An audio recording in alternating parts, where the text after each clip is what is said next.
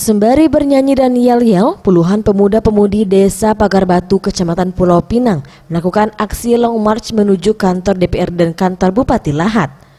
Aksi damai yang dilakukan dalam rangka peringatan Hari Tani Nasional ini mendapat pengawalan ketat pihak kepolisian.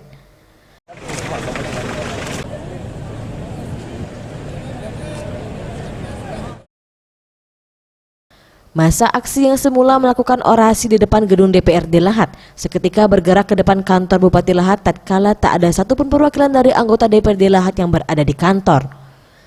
Di hadapan perwakilan Bupati Lahat, puluhan massa juga melakukan orasi dan menyampaikan 3 hal pokok yang disuarakan.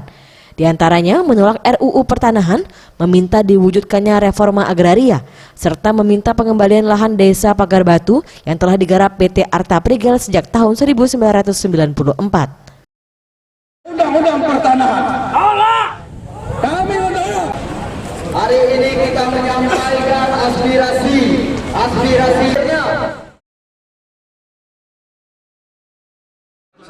Kami dari Gerakan Tani Pagar Batu bersama Gerakan Tani Sumatera Selatan, kemudian Forum Pemuda-Pemudi Pagar Batu turun ke jalan, turun ke Pemda ini untuk memperingati Hari Tani Nasional. Dalam Hari Tani Nasional itu kami menuntut 3. 1, kami menolak RUU Pertanahan karena RUU Pertanahan itu mengkebiri Undang-Undang Pokok Agraria.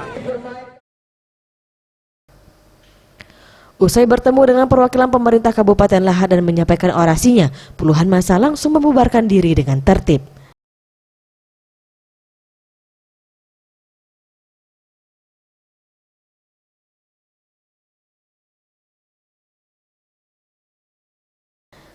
Yudi, Sriwijaya TV.